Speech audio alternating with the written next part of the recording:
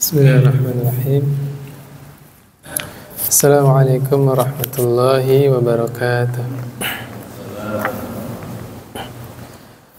Alhamdulillah, wassalatu wassalamu ala rasulillah wa ala alihi wa ashabihi wa man tabi'ahum bi ihsanin ila yaumiddin, amma ba'd.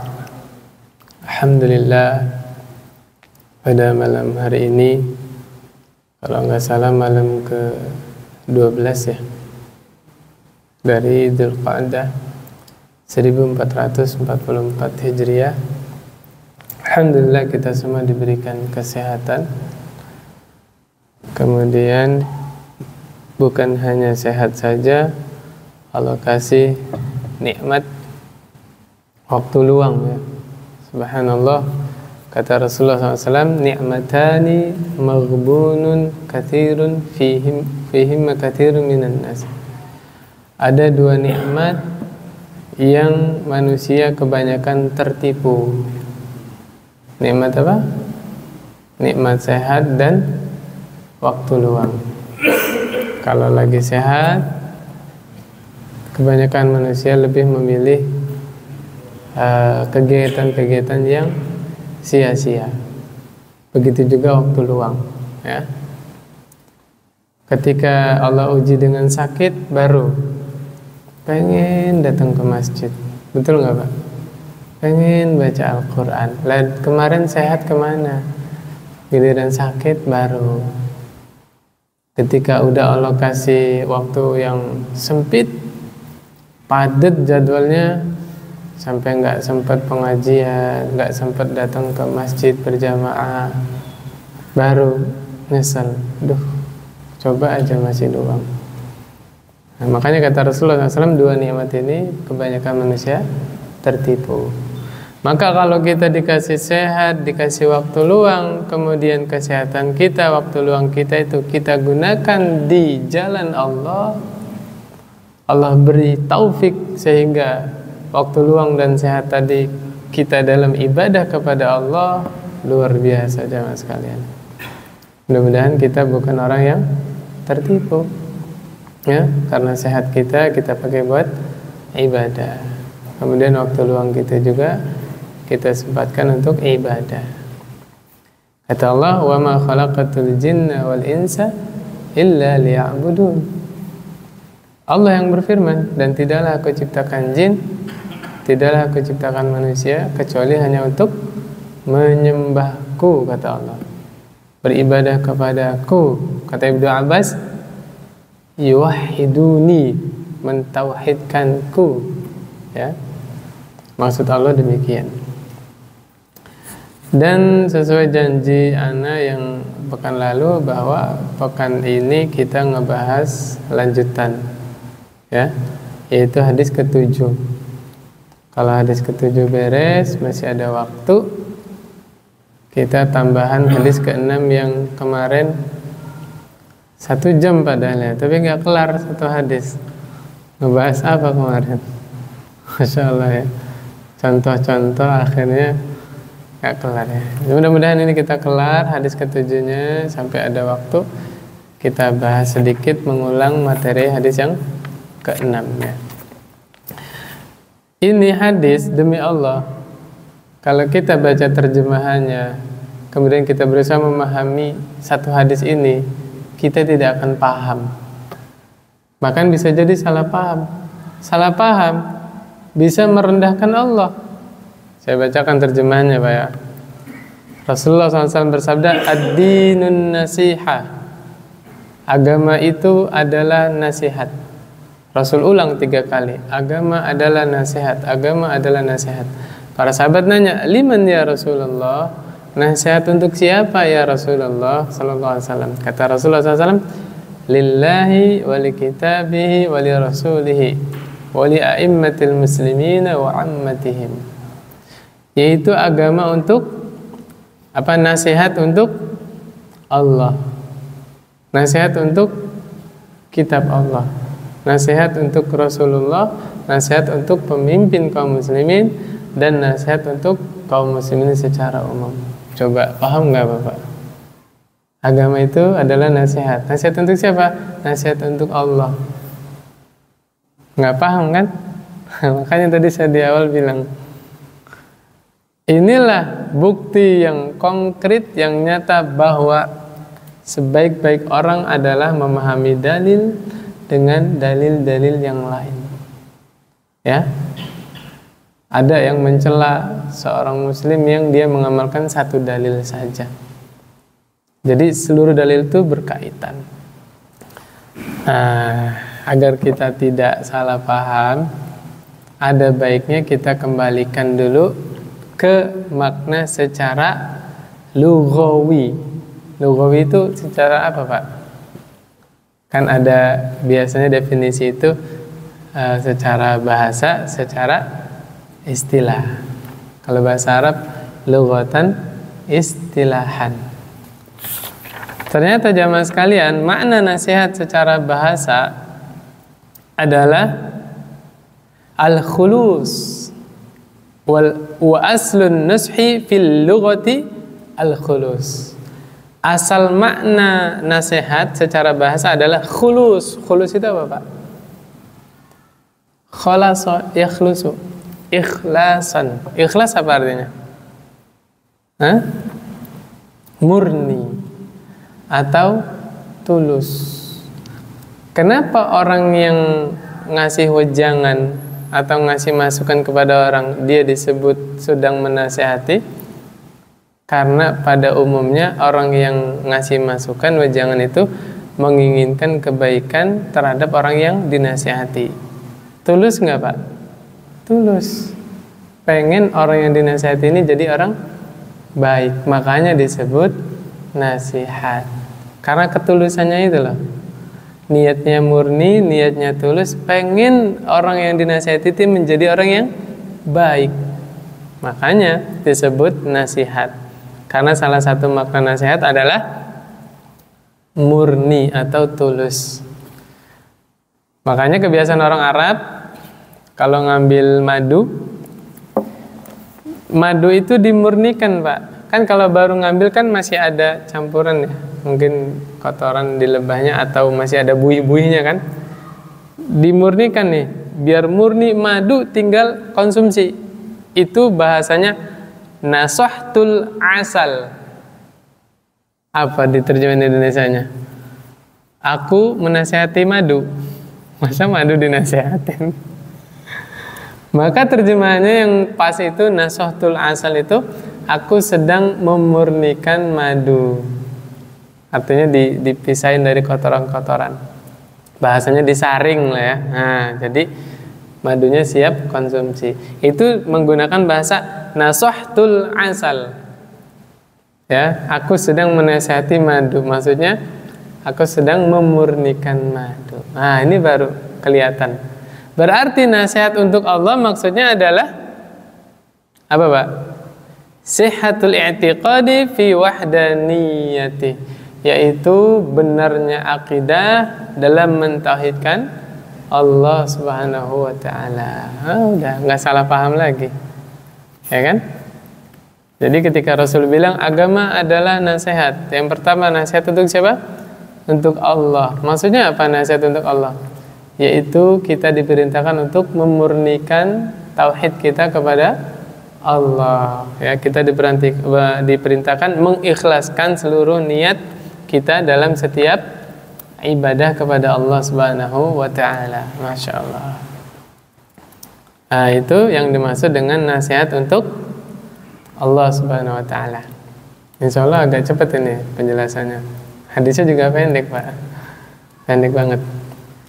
Yang kedua, nasihat untuk kitab. Wali kitabihi. Bapak nasihatin kitab? Enggak juga kan? Bismillah.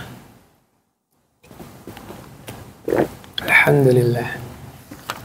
Yang dimaksud dengan nasihat untuk kitab di sini adalah al-imanu bih wal amalu bima fi. Maksudnya adalah kita mengimani Al-Quran dan beramal sesuai dengan apa yang ada di dalam Al-Quran. Itu maksudnya nasihat untuk kitab. Maka di sini terbantahlah kesalahpahaman kita dari dulu. Ingat Bapak, kita flashback lagi dulu waktu ngaji, dulu waktu SD. Tujuan kita belajar Iqra itu apa? Ekspektasi kita apa? Tadarus. Bener gak? Karena ekspektasi kita tadarus, akhirnya ketika kita bisa tadarus, baca Quran lancar, berhenti ngajinya. Betul gak? Nah, salah dari awal. Padahal jamaah sekalian, coba kita kembali lagi ke pelajaran awal. Tujuan Allah turunkan Al-Quran untuk apa, Pak? Diamalkan. Sepakat? Sepakat, Pak ya? Tujuan Allah menurunkan Al-Quran untuk diapakan?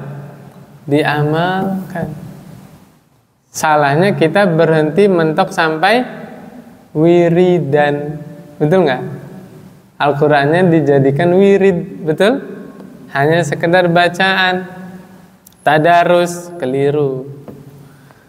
Berarti tahapannya itu kita belajar membaca Al-Quran dari Iqra kan. Kalau yang bapak-bapak lebih tua dari saya mungkin pakai metode Baghdadi ya. An, in, un, ban, bin, bun. Ingat nggak Pak? Anakum, ainakum. Ingat nggak Pak? Nggak ingat? Ana, auna, una, aina, ina, anun. Hah? Apa saya paling tua di masjid ini? Masya Allah. Kalau dulu saya masih ngalamin itu Pak, sama guru ngaji saya. Namanya metode Baghdadi. Dari awal aja pelajaran udah susah. Alif, ba, ta, sa, jis kan. Baru bawahnya a, ba, ta, sa. Lanjutnya a, i, u, ba, bi, bu. Terus an, in, un, ban, bin, bun. Kayak gitu nggak Pak? Ya gitu sama Pak ya. Nah, itu namanya metode Baghdadi. Kemudian Masya Allah, rahimahullah, Ustadz Kiai Haji As'ad Humam. Kenal nggak Pak? Bapak kalau beli buku Iqra, di belakang itu ada foto kakek-kakek pakai peci hitam. Nah itu namanya Kiai Haji As'ad Humam. Beliau yang mengarang buku Iqra itu. Subhanallah, jariyah itu Pak. Orangnya sudah meninggal tapi ilmunya dipakai bukan hanya Indonesia Pak, Malaysia juga nyampe Iqra. Bahkan ada orang Indonesia yang belajar ke Yaman itu bawa Iqra Pak. Anak-anak di Yaman diajarin pakai Iqra. Subhanallah, luar biasa Pak.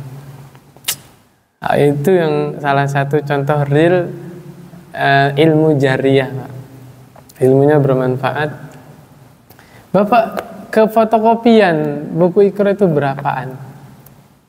Paling 8.000 ya, nggak nyampe 10.000. Tapi ilmunya, Masya Allah, berapa juta orang dengan sebab Iqra itu mereka lancar baca Quran. Subhanallah. Dulu saya ikut BKPRMI Pak, LPPTKA BKPRMI. Ya itu TPA yang sore hari itu loh, habis asar. Itu kan metodenya pakai Iqra itu. Setiap tahun berapa ribu LPPTK BKPRM itu meluluskan santrinya membaca Al-Quran. Masya Allah. Alhamdulillah kita juga punya pemerintah kota Cilegon punya kebijakan yang sangat luar biasa, yaitu program lulus SD anak-anak Cilegon wajib lancar baca Quran. Ya nggak Pak? Wajib sekolah ibtidaiyah kan siangnya. Yang masuk SMP wajib menyertakan ijazah ibtidaiyahnya. Kenapa? Karena di madrasah ibtidaiyah wajib belajar ngaji baca Al-Quran. Subhanallah, itu program yang bagus, harus kita dukung pemerintah. Nah, TPA sore hari juga nggak mau kalah. Mereka semangat juga ingin berkontribusi supaya kaum muslimin bisa ngaji, nggak mau kalah sama ibtidaiyah. Jadi ingin disetarakan. Bagi anak yang nggak sekolah di ibtidaiyah minimal ada ijazah TPA-nya tadi. Ya, Masya Allah, luar biasa. Itu harus kita dukung ya, program pemerintah yang bagus ya. Nah, tapi jangan keliru tadi. Bisa lancar tadarus Al-Quran itu bukan tujuan utama Pak. Kan baru bisa belajar bacanya kan. Ada tingkatan level lanjutannya apa Pak? Kalau kita mampu menghafal, hafal Pak. Kasar katanya Pak ya, seandainya satu hari satu ayat kita hafal, seumur hidup Pak, masa nggak selesai? Ya kan? Cuma kadang-kadang kita tertipu lagi. Nantilah. Ini kata-kata nanti ini senjata andalan syaiton Pak. Gara-gara kata-kata nanti banyak ibadah yang terlewatkan. Coba Pak, kalau Bapak hafal Al-Quran sehari satu ayat, 1 tahun Al-Baqarah Bapak sudah hafal. Makan lewat ke Ali Imran. Al-Baqarah ada berapa ayat Pak? 286. Ya kan? 1 tahun ada berapa hari Pak? 365. Kembaliannya udah banyak gitu. Ya enggak Pak? Ya kan? Coba ditarget, jajal Pak. Dari sekarang nih, tahun depan berarti Al-Baqarah saya selesai. Targetnya gak usah banyak-banyak, sehari 1 ayat. Nanti yang sudah selesai Al-Baqarah laporan sama DKM, dijadwal Imam Taraweh. Dites dulu sama Ustadz Uwais Al-Qarni ya, yang ngajar tajwid di sini. Masya Allah.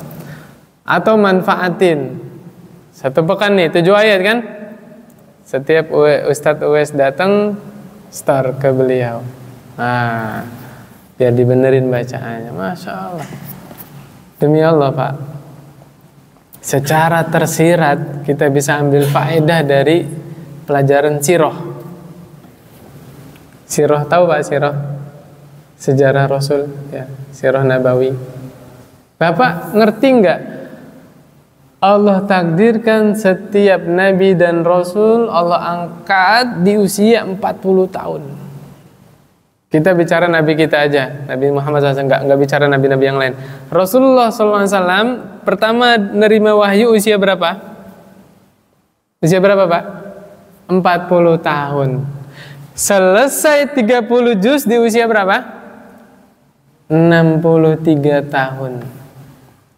Maknanya apa Pak? Allah ingin berkata kepada kita, Nabi aja mulai belajar Quran di usia berapa? 40 tahun. Beres hafal Qurannya usia berapa? 63 tahun. Seakan-akan Allah ingin menurunkan hujah kepada kita supaya kita nanti di hadapan Allah nggak bisa ngeles. Ya Allah, saya dapat hidayah di usia 50. Ya Allah, saya baru belajar Al-Quran. Nggak ada kata terlambat. Banyak sahabat-sahabat yang udah berkeluarga, udah punya cucu, baru masuk Islam. Ayo Pak, kita Islam dari lahir. Betul? Maksudnya itu Pak, tidak ada kata terlambat dalam belajar Al-Quran. Terus Pak, Allah itu melihat proses, ada nggak kita usaha, maksimal nggak kita berusaha baca Al-Quran. Hasil akhir Allah Maha tahu. Jangankan kita bisa baca Quran, kita hafal Quran, tempat kita nanti di akhirat di neraka atau surga Allah Maha tahu. Nah, yang jadi tolak ukurnya itu apa? Prosesnya. Ada nggak usaha kita ke sana gitu. Ya. Jadi level berikutnya setelah lancar baca Al-Quran, setelah berusaha menghafal, setelah rutin baca Quran, apa Pak? Berusaha mentadaburinya. Kira-kira bisa tadabur nggak kalau nggak tahu artinya? Gimana bisa mentadabur? Masya Allah, orang Indonesia itu imannya tinggi Pak. Dari mana tahunya?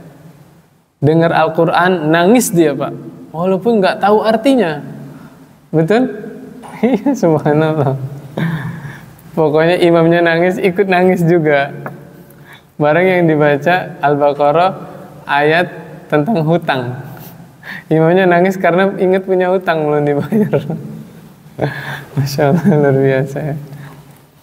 Maka jamaah sekalian yang dirahmati Allah Subhanahu wa taala, la yukallifullahu nafsan illa wus'aha. Allah tidak membebani seseorang di luar kemampuannya. Bapak-bapak mudah belajar Al-Qur'an, belajar bahasa Arab? Tidak semuanya mudah.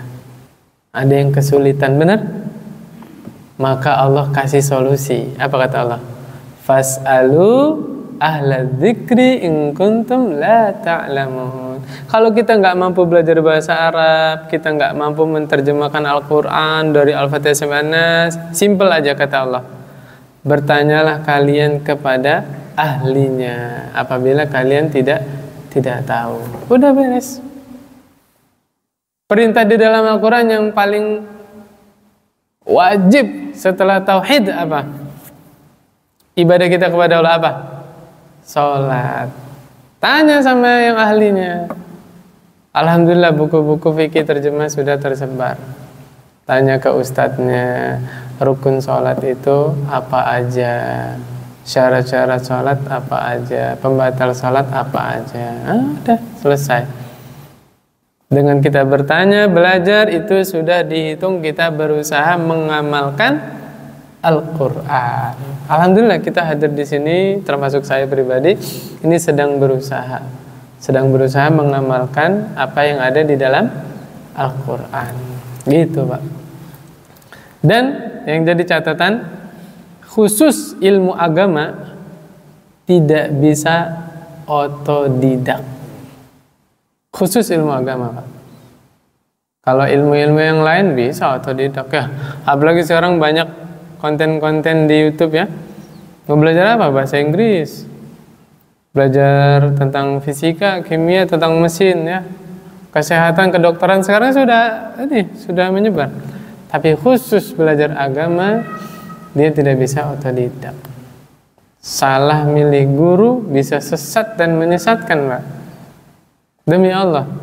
Waktu itu saya sudah sampaikan di sini ya. Yang surah Al-Maidah itu kan. Yang tentang berhukum dengan hukum Allah, mahamin satu ayat doang bisa nyimpang jauh ya. Demikian. Jadi tujuan utama diturunkannya Al-Quran untuk apa Pak? Diamalkan. Saya ulangi Pak ya, jangan salah paham. Tadarus Al-Quran, Al-Quran dijadikan wirid, itu bukan kesalahan, bukan, sudah betul. Tapi itu bukan tujuan yang paling utama. Ya, itu diantara tujuan Al-Quran diturunkan. Tapi tujuan yang paling utamanya adalah untuk diamalkan.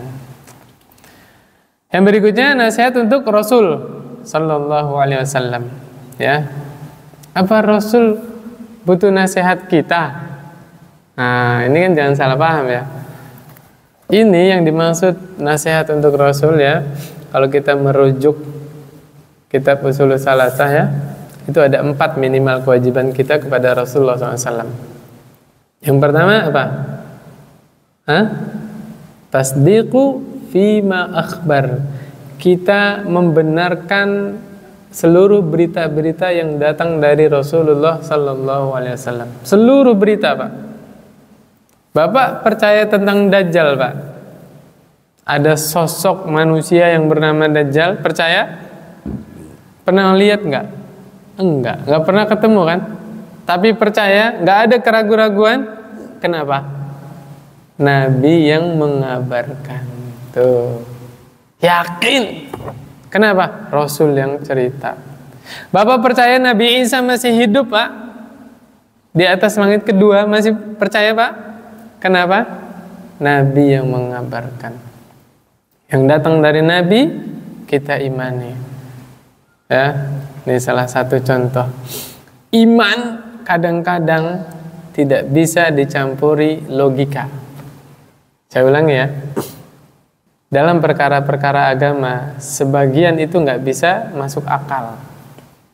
Ya contohnya sholat Isya, kok 4 rakaat? Kenapa nggak 2 aja? Kan orang-orang capek udah malam. Nah, nggak masuk akal. Kenapa? Kalau ditanya kenapa 4 rakaat? Ya dari sananya. Ya, Allah yang mensyariatkan, Rasul yang mencontohkan, nggak bisa dirubah. Nah itu makna dari ibadah itu kadang-kadang nggak bisa dicampuri dengan akal, ya, bukan ranahnya. Contohnya ada hadis begini Pak. Rasulullah SAW bercerita bahwa setiap matahari terbenam itu matahari menghadap Allah, sujud kepada Allah. Kemudian matahari minta izin kepada Allah supaya diizinkan terbit dari timur. Allah izinkan. Terus terbenam menghadap kepada Allah, sujud minta izin, diizinkan. Sampai di akhir zaman nanti matahari terbenam menghadap Allah, sujud minta izin, terbit dari tempat terbitnya dari timur, Allah tidak izinkan. Allah tidak izinkan, maka matahari terbit dari barat. Tuh. Coba. Ini hadis. Beriman enggak, Pak? Beriman. Sami'na wa amanna. Saya mendengar, saya imani. Kemudian kita dari dulu SD diajarin bahwa matahari itu kan terus. Nah, ini nanti polemik lagi nih. Matahari mengelilingi bumi apa bumi mengelilingi matahari? Gitu. Secara teori di sekolah kita diajarin bumi mengelilingi matahari, ya kan? Tapi kalau kenyataan kita lihat yang keliling matahari atau bumi? Matahari. Ditambah dalil wasyamsu tajri limustaqarril laha. Matahari itu tajri itu bisa berarti lari, ya, bergerak, limustaqarril laha, di garis edarnya. Secara bahasa Arab, Pak, buka kamus bahasa Arab, yang namanya tajri itu ya berpindah dari satu titik ke, itu namanya tajri, berpindah, Pak, bukan diem aja. Jadi kalau kembali ke Al-Quran, matahari diem atau bergerak? Bergerak. Nah, taruhlah ada pendapat yang, ya intinya matahari itu, gimana ya saya mau neranginnya? Saya mau nerangin matahari mengelilingi bumi, khawatir salah paham pula ya. Karena dari SD kita di doktrinnya bumi mengelilingi matahari, kan? Nah, atau gini lah, bumi kan berputar rotasinya, ya. Kan ada revolusi, ada rotasi, kan? Di situ kan matahari nggak berhenti menyinari bumi, betul? Nah, bagaimana dengan hadis tadi? Hah? Imani titik, Pak. Kita nggak tahu kaifiyahnya bagaimana sujudnya matahari, ya kan? Bagaimana sujudnya matahari nggak tahu. Allah terangkan di dalam surah Al-Isra ayat berapa nih? Nanti Bapak baca aja dari ayat 1 sampai selesai, nanti ketemu Al-Isra. Tusabbihu lahus samawati wal ardu wa man fihinna. Wa in min syai'in illa yusabbihu bihamdihi walakin la tafqahuna tasbihahum. Bentar, saya cari sebentar. Ayat 44. Alhamdulillah ketemu. Apa kata Allah? Bertasbih. Siapa yang bertasbih? Bertasbih kepada Allah langit yang 7, bumi dan segala yang ada di dalamnya bertasbih kepada Allah. Wa in min syai'in illa yusabbihu bihamdi, dan tidaklah segala sesuatu melainkan semuanya bertasbih kepada Allah, bertahmid kepada Allah. Walakin la tafqahuna tasbihahum, tapi kalian nggak paham bagaimana cara tasbih mereka. Ini ayat jelas, sorry. Saya tanya, Pak, Bapak percaya air ini bertasbih?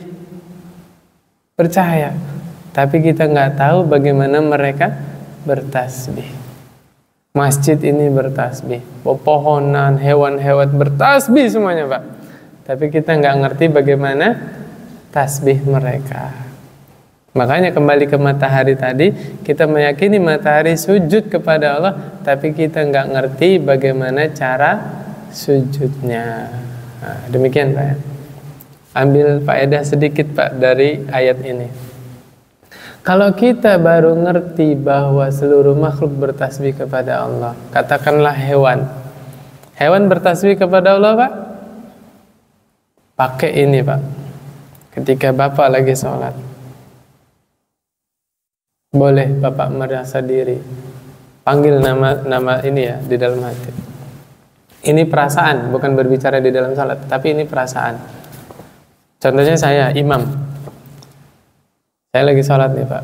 Wahai imam, kalau engkau tidak berzikir, ya, maka engkau tidak lebih mulia daripada hewan, karena hewan berzikir kepada Allah Subhanahu wa taala. Maka manusia yang paling rendah adalah manusia yang tidak berzikir kepada Allah Subhanahu wa taala. Nah, salah satu bentuk zikir itu apa, Pak? Salat. Wa aqimis salata lidzikri. Surah Toha ya. Wa aqimis salata lidzikri, dan dirikanlah salat untuk mengingatku, mengingat Allah Subhanahu wa taala. Ini pegang betul-betul, Pak. Ya, hewan saja berzikir kepada Allah, hewan bertasbih kepada Allah. Maka kalau kita tidak berzikir, dalam kurung Pak, salat, kita tidak lebih mulia daripada hewan, Pak. Subhanallah. Hewan aja berzikir kepada Allah Subhanahu wa taala. Nah, ini yang pertama, nasihat untuk Rasul, maksudnya kita membenarkan seluruh berita yang datang dari Rasulullah sallallahu alaihi wasallam. Yang berikutnya apa? Ta'atu fima amar. Kita mentaati seluruh yang diperintahkan Rasul. Apa aja Pak perintah? Taati Pak. Rasul perintahin kita supaya berbuat baik kepada keluarga, ya, bakti kepada kedua orang tua, berbuat baik kepada istri, kepada anak. Itu perintah Rasul Pak. Taati. Kalau kita merasa umatnya Rasulullah sallallahu alaihi wasallam. Apa kata Rasulullah SAW? Innallaha idza arada khairan bi ahli baitin adkhala alaihimur rifqa. Kata Rasulullah SAW, sesungguhnya Allah apabila menghendaki suatu kebaikan di sebuah rumah tangga, sebuah keluarga tuh, Allah ingin menginginkan kebaikan kepada keluarga tersebut. Apa kata Rasulullah? Adkhala alaihimur rifqa. Allah akan memasukkan lemah lembut di dalam keluarga tersebut. Subhanallah. Berarti tanda baiknya suatu keluarga, tanda Allah menginginkan keluarga itu kebaikan, keluarganya itu lemah lembut, Pak. Suaminya kalau ngomong sama istrinya lembut, istrinya juga sebaliknya lembut sama suaminya. Anaknya juga lembut kepada orang tuanya juga lembut kepada anaknya. Maka Allah menginginkan kebaikan pada keluarga tersebut. Subhanallah. Luar biasa. Itulah indahnya Islam, Pak.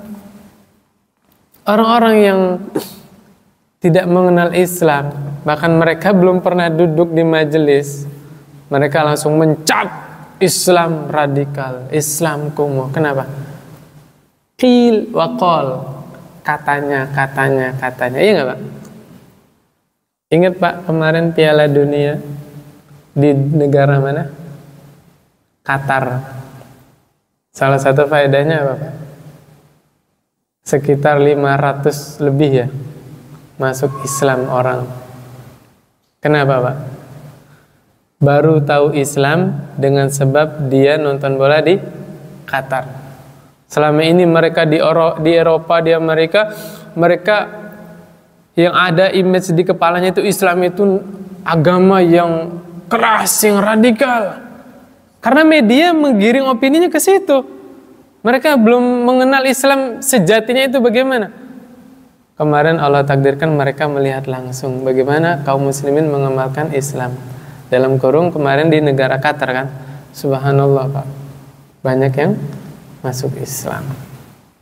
Nah, makanya kata Syekh Muhammad bin Shalih Al-Utsaimin rahimahullah, kalau kita ingin mengenal Islam yang hakiki, yang sebenarnya, pelajarilah dari sumbernya.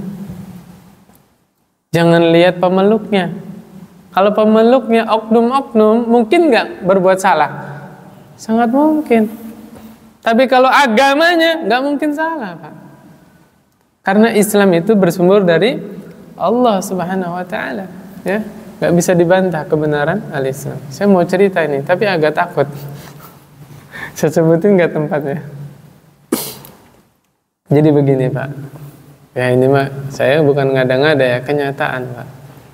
Saya berusaha kalau cerita itu yang valid. Jadi ini salah satu musibah Pak ya. Saya waktu itu masih ngisi kajian ya di sebuah masjid lah. Saya mau sebutin sebenarnya nama-namanya, tapi khawatirnya ada apa-apa ya. Nah, salah satu jamaah saya itu, Masya Allah, duduk di depan Pak. Ya dulu sebelum Covid Pak ya, sebelum Covid itu subhanallah saya ngisi kajian di suatu masjid itu sampai penuh Pak masjid. Ya karena Allah kasih hidayah orang semangat belajar Islam kan. Itu sampai di depan saya sini Pak, bapak-bapak itu. Masya Allah Pak, minta nomor telepon saya, main ke rumah saya Pak, minta belajar ngaji Iqra. Subhanallah. Padahal udah bapak-bapak, udah anaknya usia SMP, SMA. Cerita ke saya, Ustadz, saya itu dulunya bukan orang Islam. Oh, ternyata mu'alaf. Ya, dari Tionghoa. Konghucu berarti ya. Tionghoa mah suku ya. Kalau agama apa? Hah? Buddha gitulah ya. Pokoknya itu. Ada yang bilang Konghucu, ada yang bilang Buddha ya. Pokoknya itu. Dia pindah agama ke Islam. Ketika pindah agama ke Islam, bapaknya itu marah Pak. Marahnya bukan karena pindah agama. Karena apa Pak? Karena pindahnya ke Islam. Karena bapaknya bilang, saya sebutin namanya nanti masalah lagi ya. Si Fulan lah ya. Kalau bahasa sini nyebutnya apa Pak? Teng apa nong? Kalau bahasa Jawa kan le gitu, panggilan ini sayangnya itu lah. Kalau bahasa Banten apa Pak? Nong ya. Buat anak laki-laki juga nong Pak. Teng ya. Teng. Sire Arab melebu, mau masuk Kristen, mau masuk Yahudi, bapak nggak masalahin, terserah. Tapi jangan Islam, kata bapaknya gitu Pak. Loh kenapa? Bapaknya bilang Islam itu kumuh, jorok, rebutan makanan. Masya Allah. Ternyata si bapak ini melihat oknum, sebagian, kita katakan sebagian Pak ya, dia melihat kebiasaan sebagian kaum muslimin. Punten Pak, saya prihatin. Bapak kalau makan di luar tuh berapa jumlah pengemis Pak? Yang pakai jilbab, yang pakai peci, bawa kotak kan? Subhanallah. Dikira Islam begitu Pak. Padahal demi Allah, Islam mencela yang namanya minta-minta. Rasulullah SAW mengabarkan apa? Orang yang tumbuh dari hasil minta-minta, maka nanti di akhirat menghadap Allah dalam keadaan wajahnya tidak tumbuh sekerat daging pun. Nauzubillah min dzalik. Dicela Pak. Nabi bilang apa? Al yadul ulya khairum min yadis sufla. Tangan yang di atas itu lebih baik daripada tangan yang di bawah. Tuh, Islam tidak menganjurkan minta-minta. Sampai kata Allah di dalam Al-Qur'an, "I'malu ala Dawud." Contoh keluarganya Nabi Dawud. Nabi Dawud itu ngapain Pak? Pandai besi Pak. Bikin senjata, bikin apa? Jualan Pak, subhanallah. Sebaik-baik orang adalah dia makan dari hasil karya sendiri, hasil tenaga keringat sendiri. Islam tidak mengajari bergantung kepada orang lain. Tuh lihat, tanpa sadar orang-orang yang berbuat demikian menghalangi orang lain untuk masuk Islam. Yang dilihat bukan yang minta-minta doang Pak. Dia kira Islam itu rebutan berkat. Ada acara ya kan, rebutan makanan. Dikira Islam begitu Pak. Lihat, tanpa sadar sebagian orang menghalangi orang lain masuk ke dalam Islam. Ini tanpa disadari Pak. Ini saya bicara ya pengalaman seseorang. Kalau ada jemaah yang tidak setuju wajar. Kan pengalaman orang beda-beda, ya nggak Pak? Cuma kita lihat realitanya begitu. Saya juga kemarin ngisi pengajian ibu-ibu Pak. Ibu-ibu curhat lagi ke saya. Curhat apa Pak? dia punya ibu tiri. Ini saya mau sebutin nama daerahnya dekat sini, Pak. Gak usah disebut lah ya. Ibu tirinya meninggal. Tiba-tiba, ya namanya anak tiri, masa nggak datang ibu tirinya meninggal? Datang nih, tek. Tahu nggak, Pak? Ada seorang, ya disebutlah ustadz lah ya, datang. Bu, punten Bu, ini jamaahnya santri dari sana sekian orang, dari sana sekian orang. Total amplopnya segini, Masya Allah. Di sebagian daerah sholat jenazah itu diamplopin, Pak.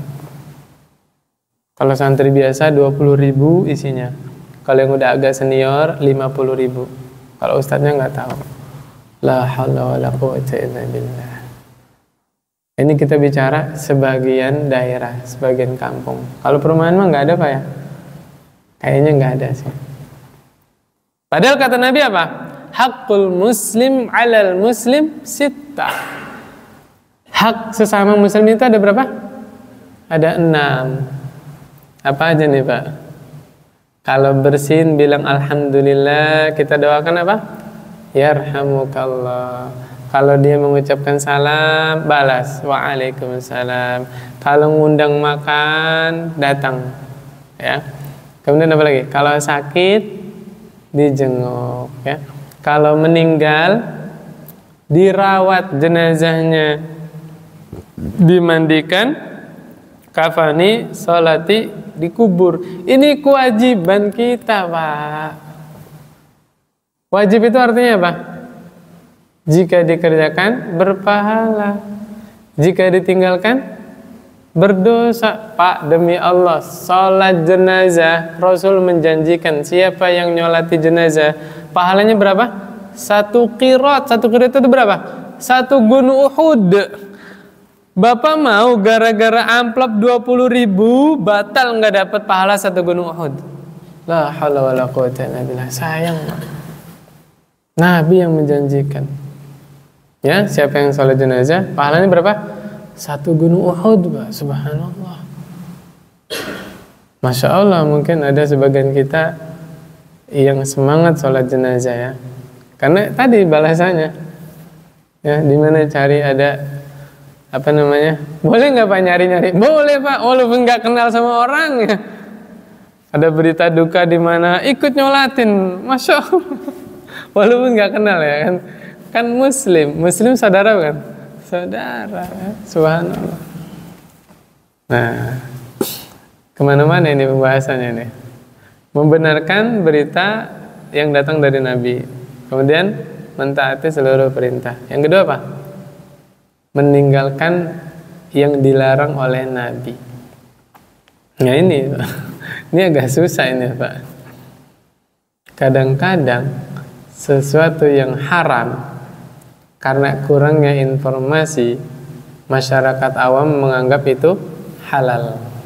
Betul nggak, Pak? Iya. Contohnya apa, Pak? Contoh yang disepakati aja oleh kaum muslimin apa? Memakai jilbab. Ya, melepas jilbab itu hukumnya apa, Pak? Bagi wanita yang sudah dewasa nggak pakai jilbab keluar rumah, hukumnya apa, Pak? Haram. Pertanyaannya, Pak, berapa ribu wanita muslimah yang tidak pakai jilbab? Nah, kenapa, Pak? Kurangnya ilmu.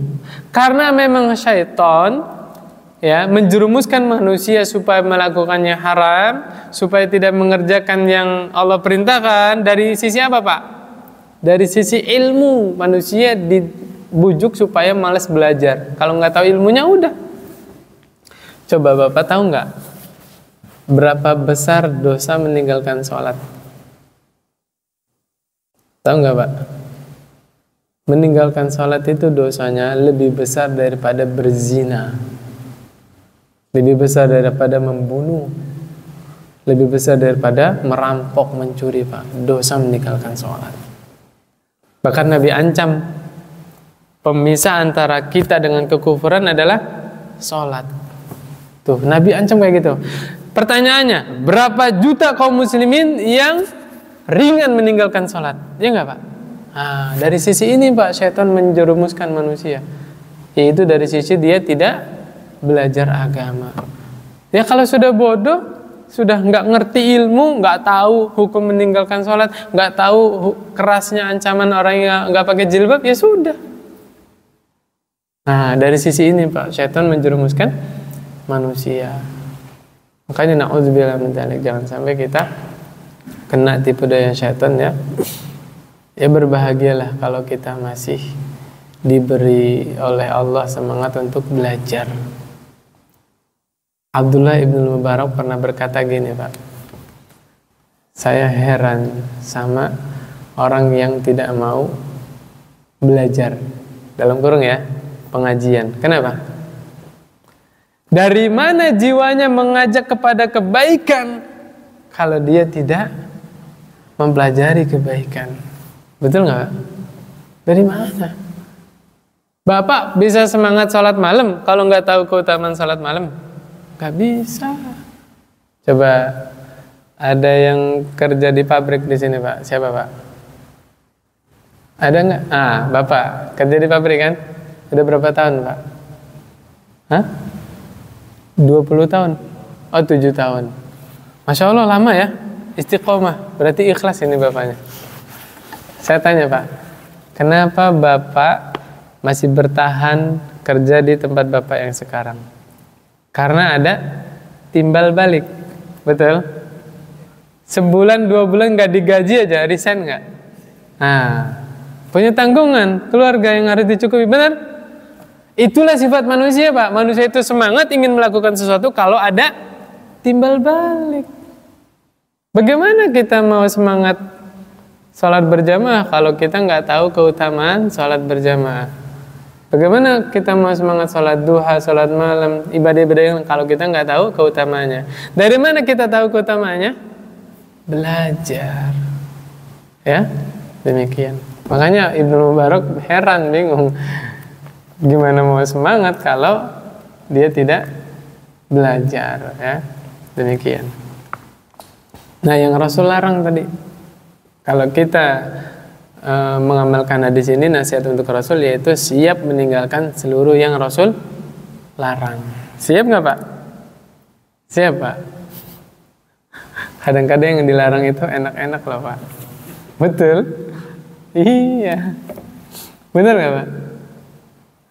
Contohnya yang dilarang. Berhubungan suami istri di siang bulan Ramadan.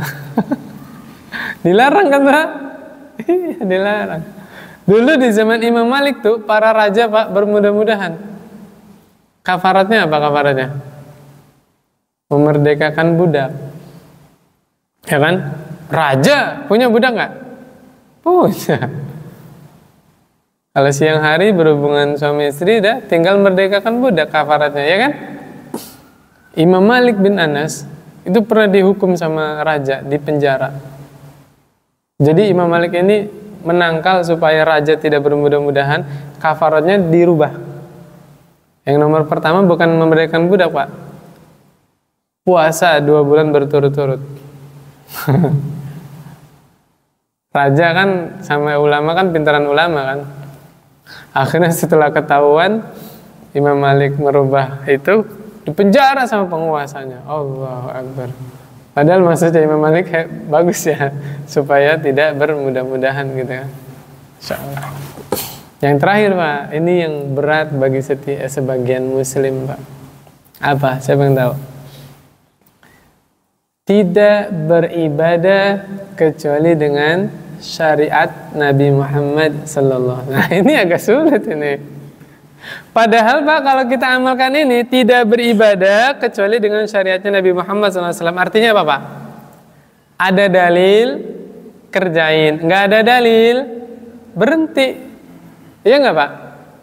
Nggak ada keterangan dari Al-Quran, nggak ada keterangan dari hadis, diem. Enak nggak Pak? Enak loh. Ngerjainnya kalau diperintah. Itu sebenarnya seenak-enaknya aturan itu. Diperintah kita jalan, nggak diperintah ya udah diem, enak ya Pak. Tapi ya karena sebagian orang ada yang beribadahnya berdasarkan hawa nafsu, betul nggak Pak? Dulu di zaman Nabi pernah kejadian, Pak. Ada 3 orang ya di Riyadhus Shalihin nanya ke istri-istri Nabi bagaimana ibadahnya Nabi, diceritain. Mereka menganggap kecil, sedikit. Itu kan Nabi udah pasti diampuni dosanya, ya kan? Satu orang bilang apa? Saya akan puasa tiap hari. Satunya lagi bilang apa? Saya akan sholat sepanjang malam, tidak tidur. Satunya lagi bilang apa? Tidak akan menikah. Karena menganggap kalau udah nikah terhalang dari belajar, terhalang dari ibadah segala macam gitu kan ya. Didukung sama Nabi? Tidak, tiga-tiganya salah. Sampai Nabi bilang apa? Oman raghiba an sunnati falaysa minni. Siapa yang benci terhadap sunnahku, dia bukan dari golonganku. Tuh Nabi ancam, Pak. Berarti sebaik-baik ibadah itu yang mencocoki sunnah. Jangan ditambah, jangan dikurang. Udah beres. Ini sebagian orang salah paham. Kenapa, Pak? Karena ibadahnya masih berdasarkan perasaan, masih berdasarkan hawa nafsu, Pak. Ini bahasa saya kasar ya. Harusnya bilangnya akal kan, tapi saya bilang hawa nafsu. Yang paham bahasa isyarat itu, ini kasar amat ustadznya ini. Iya, kenyataannya begitu. Sebagai contoh, Pak. Nah ini sambil renungan aja ya. Kadang-kadang kita yang berusaha mencocoki Rasul, kita dituduh tidak mencintai Rasul Sallallahu Alaihi Wasallam. Betul? Contohnya nih, saya pribadi dan teman-teman sekalian tidak ikut merayakan hari raya Maulid Nabi. Kita dituduh apa, Pak? Tidak mencintai Rasul. Ya nggak, Pak? Dituduhnya begitu kan? Punten nih, yang nuduh kita tidak cinta Rasul ya. Saya ngajar sirah, Pak. Ngajar loh, Pak, bukan baca doang, ya. Referensi kitab sirahnya banyak, Pak. Ada Rahiqul Makhtum, ada sirah Sahih Bukhari. Sirah Sahih Bukhari ini ada 2, saya ada di rumah. Yang jadi hadis-hadis sahih doang tentang sirah ya. Ada Fiqih Sirah karangan Dr. Zaid ya. Saya baca semuanya, Pak. Demi Allah, Pak. Ulama sepakat tanggal 12 Rabiul Awal adalah hari wafatnya Rasulullah sallallahu alaihi wasallam. Sepakat, Pak. Nabi meninggal tanggal berapa? 12 Rabiul Awal. Demi Allah. Karena kita mencintai Rasulullah sallallahu alaihi wasallam, kita enggak tega mengadakan hari raya bersenang-senang perayaan di tanggal wafatnya Rasulullah sallallahu alaihi wasallam. Pantas nggak, Pak, orang yang kita cintai meninggal kemudian kita senang-senang, Pak? Nah, ini kita supaya sama-sama merenung, Pak ya. 12 Rabiul Awal itu tanggal wafatnya Rasulullah sallallahu alaihi wasallam. Lalu lahirnya Nabi kapan? Ulama tidak ada yang sepakat. Tidak. Kalau ada orang bilang ijma, dusta dia, Pak. Ya, ulama tidak sepakat. Kenapa tidak sepakat? Gimana nelitinya? Penanggalan hijriah itu terjadinya kapan? Awal Rasul hijrah. Iya kan? Nabi hijrah itu usia berapa? 53 tahun. Berarti kalau pengen tahu kapan Nabi lahir, ngitungnya mundur berapa? 53 tahun.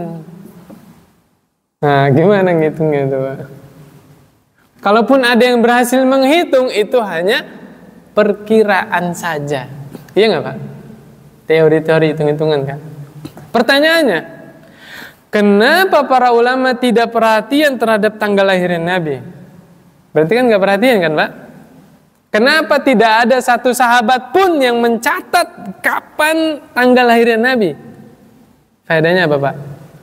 Karena tidak ada ibadah khusus yang mesti dikerjakan berkaitan dengan tanggal lahirnya Nabi. Demi Allah, sahabat itu orang yang paling bersemangat, yang paling duluan dalam masalah ibadah. Ketika para sahabat, satupun sahabat nggak ada yang perhatian terhadap tanggal lahir Nabi, nggak ada kan? Berarti memang tidak ada ibadah khusus yang mesti dikerjakan berkaitan dengan kelahiran Nabi Muhammad sallallahu alaihi wasallam. Kurang jelas, Pak. Jelas banget ya, Pak ya. Tapi ya Allah lah yang memberi hidayah. Betul. Bapak ini bahasanya vulgar banget, ulang tahun. Saya dari tadi nahan-nahan mau bilang ulang tahun, Pak. Akhirnya dibilang sama Bapak juga. Betul, Pak, tidak ada. Kalau kita mau lihat sejarah, memang ulang tahun itu adalah tradisinya orang Nasrani. Orang Islam itu, Pak, semakin hari jatah hidup kita semakin berkurang. Makanya aneh kalau ada orang jatah hidupnya dikurangin kok seneng-seneng. Aneh nggak, Pak? Iya, aneh kan? Berarti yang syar'i ya tidak ada ulang tahun. Gitu, Pak. Kita sedih lah, Pak. Misalnya nih, ibu kita nih udah 50 tahun atau 55 tahun. Sebagian orang kan bangga kan bisa ngadain ulang tahun buat ibunya kan. Padahal kalau kita renungi sejenak aja, bukankah jatah hidup ibu kita semakin berkurang? Betul nggak, Pak? Nah, harusnya kita introspeksi diri. Banyak-banyak istighfar, banyak-banyak taubat. Masya Allah, sudah hampir 8:30. Kita kembali ke sini lagi, Pak. Berarti kalau kita ngikut sunnah, jadinya simple. Ada keterangan dari Al-Quran dan hadis, penjelasan ulama yang jelas, jalani. Nggak ada tunda dulu, pending sampai dapat keterangan yang jelas, ya, dijelaskan oleh para ulama. Itu nasihat untuk Rasul, ya, untuk Allah, untuk kita, untuk Rasul. Kemudian nasihat untuk para imam-imam, ya, pemerintah lah ya. Masya Allah, ini saya nggak nyangka ini 1 jam ngalor ngidul ngomong. Nanti saya singkat aja, Pak. Intinya jamaah sekalian, menasihati pemimpin atau menasihati saudara muslim, fikihnya, Pak, kita kembali ke paham di awal. Definisi nasihat itu apa tadi, Pak? Iradatul khair ilal mansuh. Kita menginginkan orang yang kita nasihati ini jadi baik, ya. Kita ingin orang yang kita nasihati jadi baik. Berarti kita berusaha supaya nasihat kita diterima, ya kan? Masukan kita loh. Berarti keliru, Pak, kalau kita nasihati orang di hadapan umum. Jadi baik apa jadi marah, Pak? Kata Imam Syafi'i apa? Kalau orang menasihatiku 4 mata, ya, menasihati itu betul menasihati. Tapi kalau orang menasihati saya di hadapan umum, itu sesungguhnya bukan menasihati, tapi sedang apa?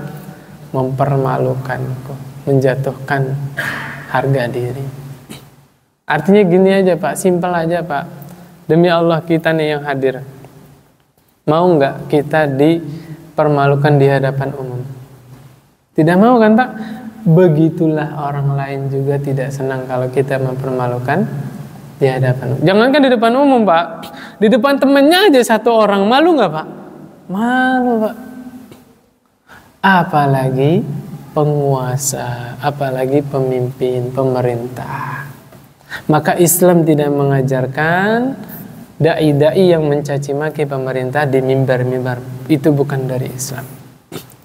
Menjelek-jelekan pemerintah di pengajian, enggak, Pak. Bapak gentle, pegang tangannya. Ya, Pak Wali Kota ke, Pak RW ke, ya. Ngomong 4 mata, jangan ada yang tahu. Lihat contoh dari sahabat yang mulia. Dulu sahabat Utsman bin Affan itu difitnah. Difitnah kenapa, Pak? Nepotisme. Tahu nepotisme nggak, Pak? Bagi-bagi jabatan. Nah, itu bahasa ininya, ya. Bahasa simpelnya. Sebentar, Pak. Bismillah.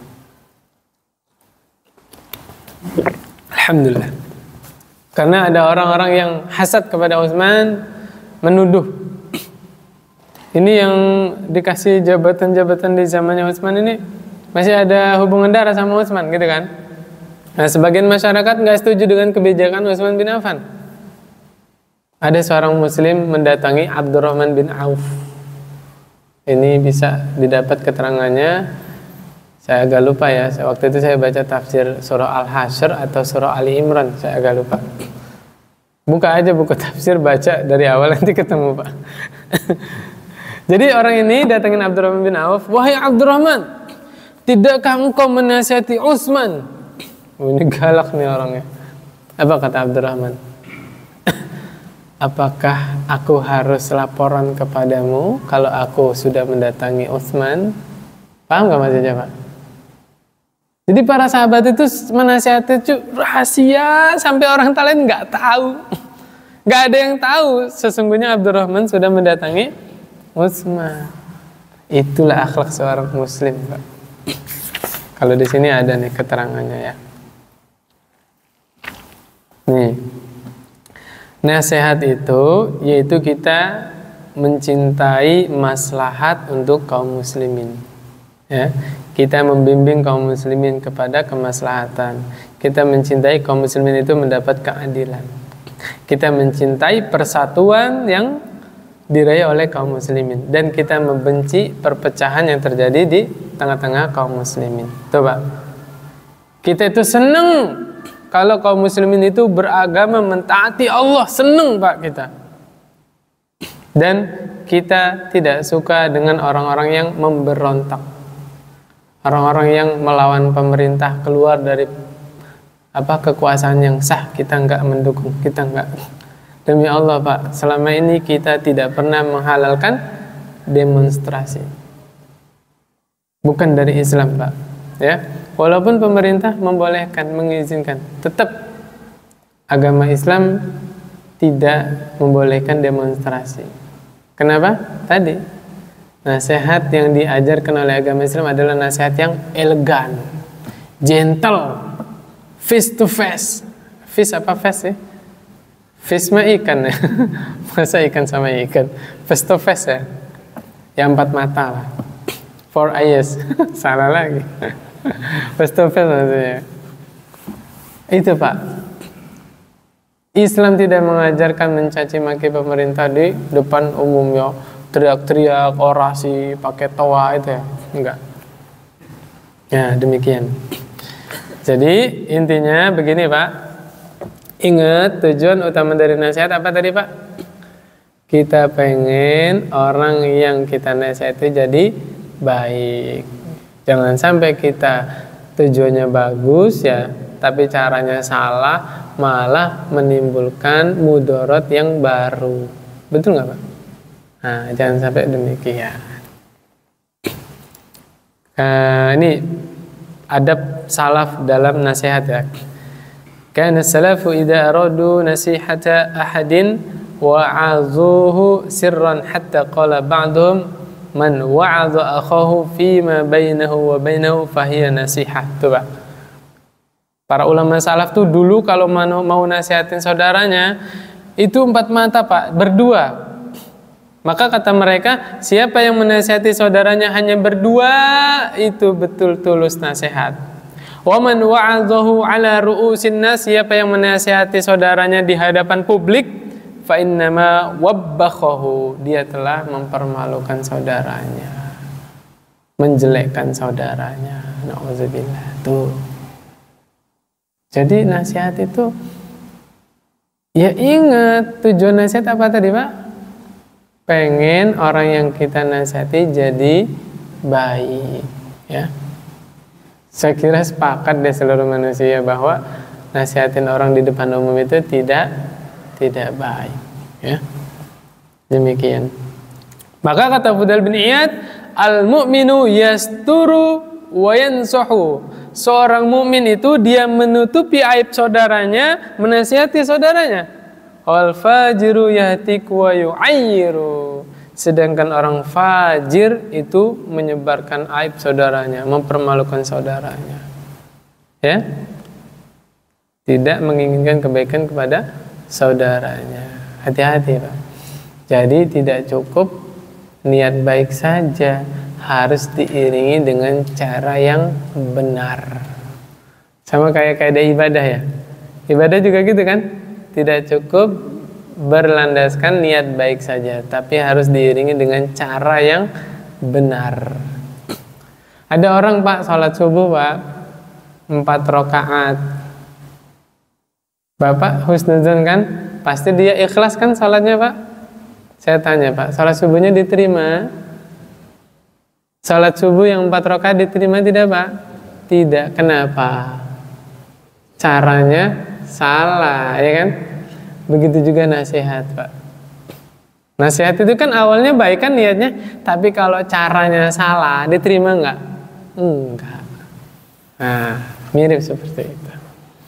Saya kira cukup Pak ya?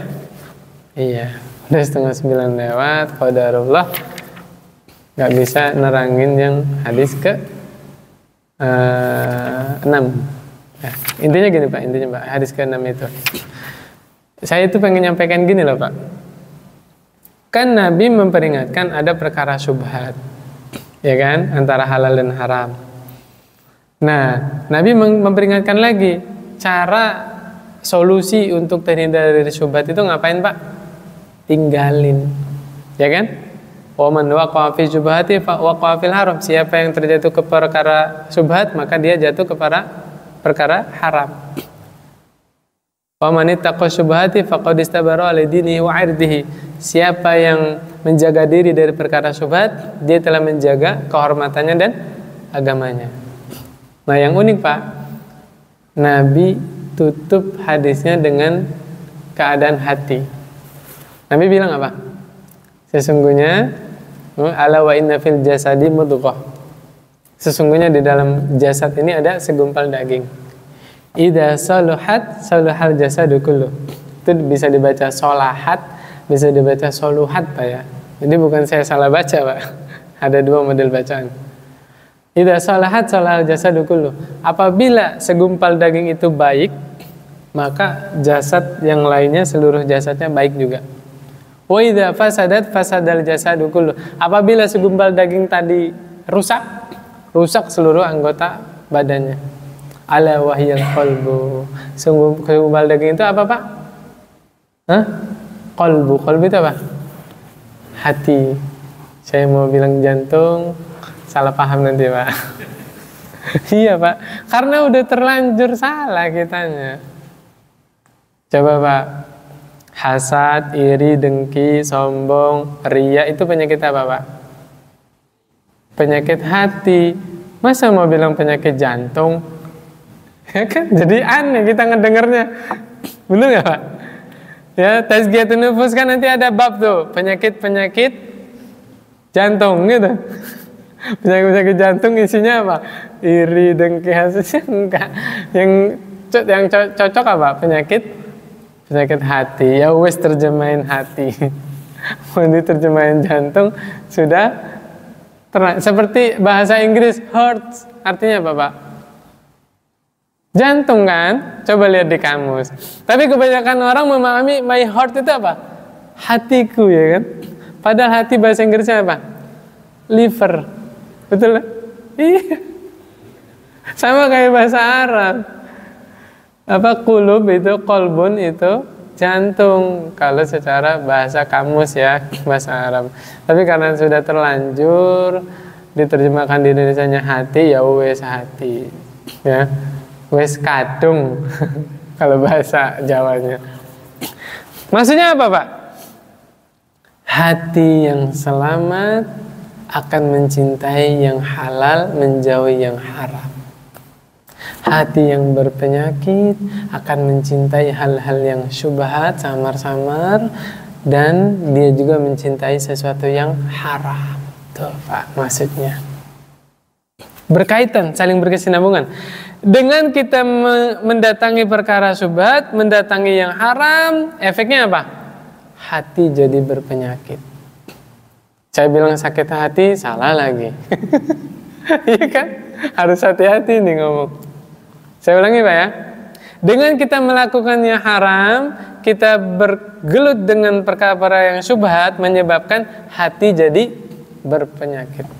Sebaliknya juga, hati yang berpenyakit, ya, pemilik hati orangnya akan mencintai sesuatu yang samar, syubhat. Dan tidak jarang dia juga mencintai hal-hal yang Allah dan Rasulnya haramkan. Nah, itu kaitannya, Pak. Saya pengen nyampein ini kemarin, tapi nggak kesampaian. Alhamdulillah sekarang udah kesampaian. Yang pertama tadi, harus kita yakini itu adalah kewajiban saya sebagai seorang muslim. Harus kita yakini itu, Pak.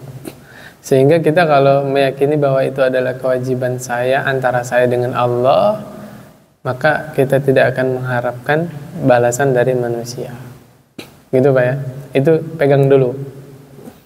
Nanti masalah ketika habis, itu harus pegang karena memang harus niatnya begitu, Pak. Kita ngurus jenazah nih, kita memandikan, kita mengkafani, harus niatnya dari rumah. Saya tidak mengharapkan balasan dari, wallahi, Pak, dibandingkan balasan yang Allah sediakan, Pak, nggak ada apa-apanya. Atas tabadiluna billadhi huwa adana billadhi huwa khair. Kita mau menukar sesuatu yang jauh lebih baik di sisi Allah, kemudian kita tukar, kita mendapatkan yang hina di dunia. Wallahi, jangan. Itu pegang dulu. Merawat jenazah itu adalah kewajiban saya sebagai seorang muslim. Yang balas siapa? Allah Subhanahu wa ta'ala. Itu harus pegang, sehingga kita tidak mengharapkan balasan dari orang lain. Nah, nanti urusan Bapak biasa mengurus jenazah, saran saya, Pak, ya, Bapak lihat keluarga yang ditinggal. Kalau mereka orang kaya, Bapak juga butuh misal, ya. Karena kan harusnya waktu Bapak hari itu cari nafkah, Bapak tinggalin demi merawat jenazah, kan? Insya Allah tidak mengapa, Pak. Saya kira itu adalah ungkapan rasa terima kasih sahibul musibah. Ya kan? Seneng nggak, Pak, Bapak saudara kita di rawat jenazahnya sama saudara muslim kita? Seneng, Pak, ya? Nah, ungkapan rasa terima kasihnya, dia ingin berterima kasih, Pak. Kasih dia, kita husnuzon. Waktu Bapak kan harusnya dipakai cari nafkah, menghidupi keluarga, kan?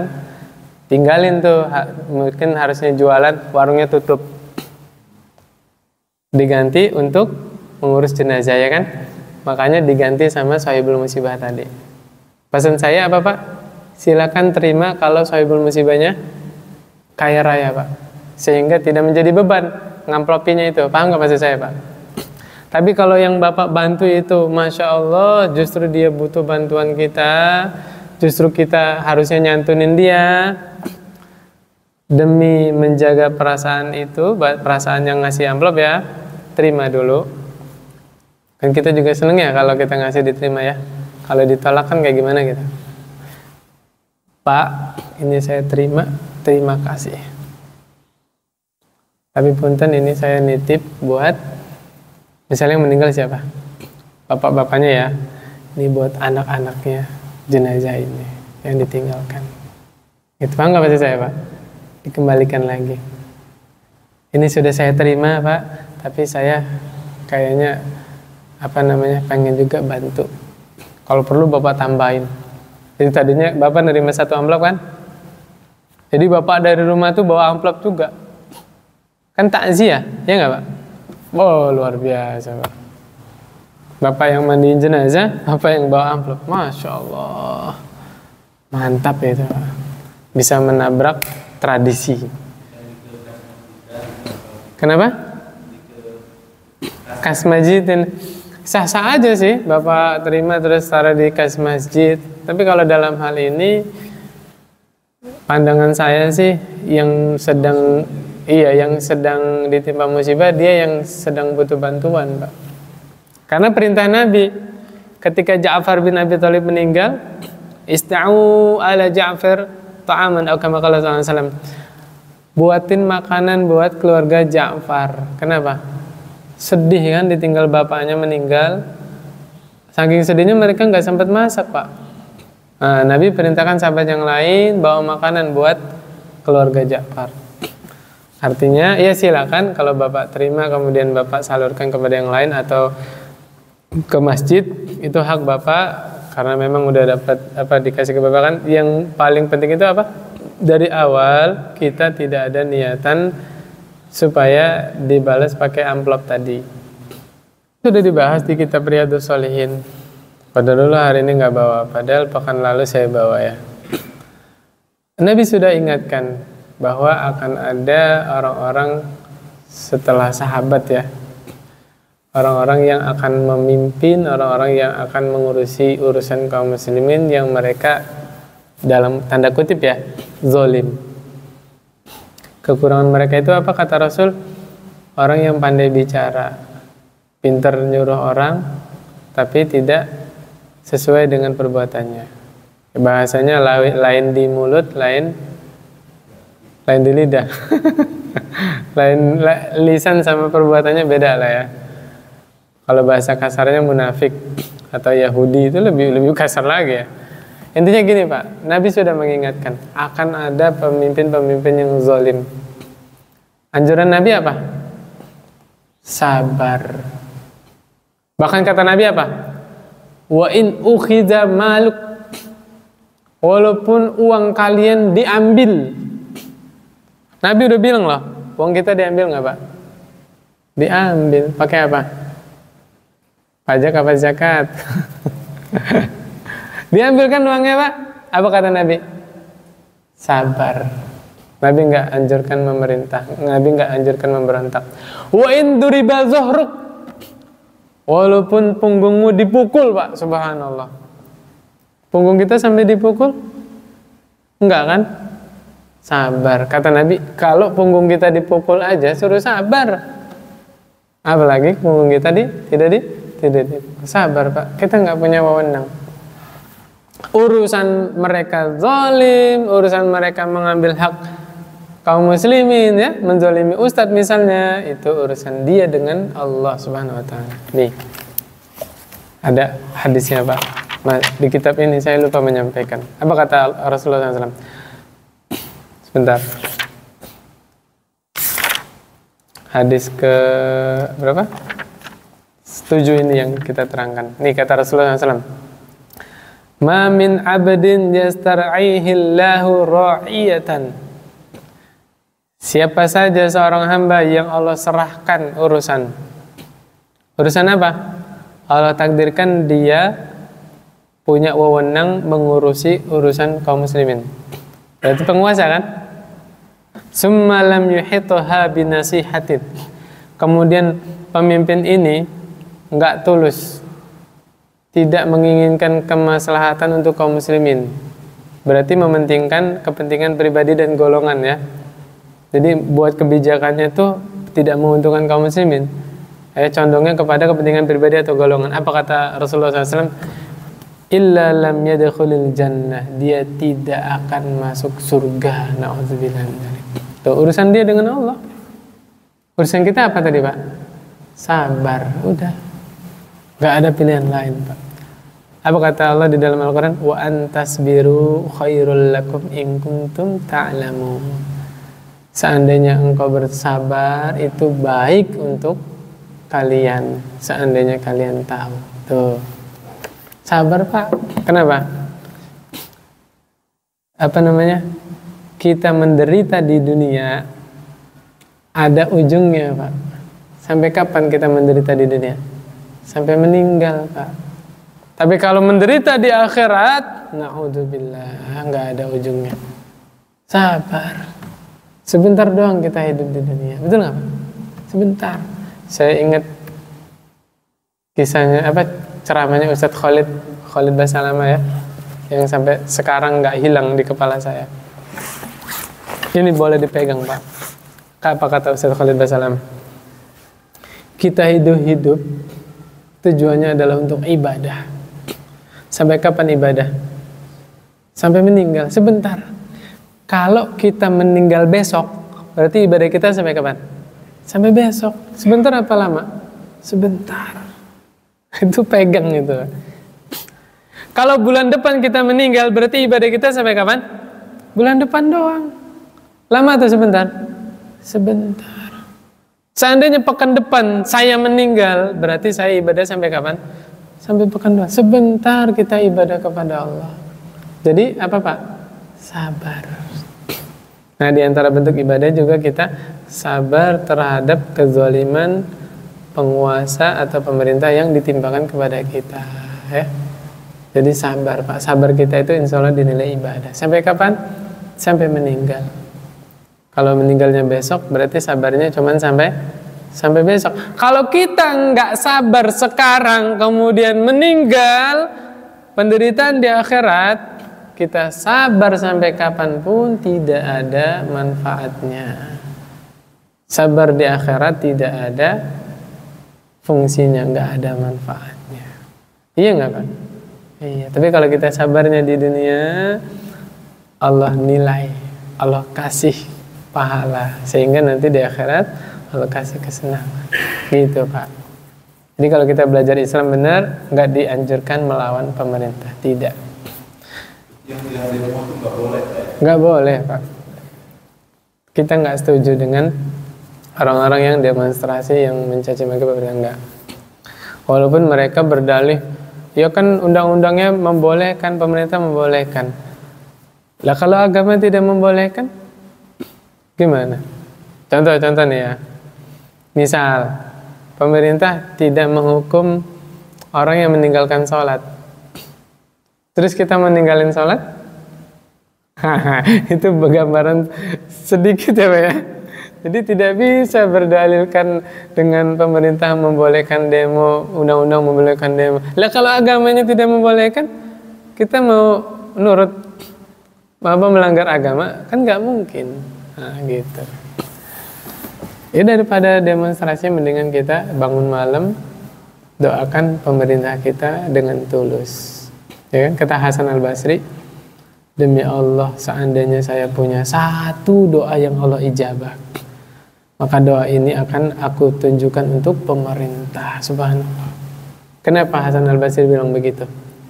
Karena baiknya penguasa itu maslahatnya dirasakan oleh suatu negara.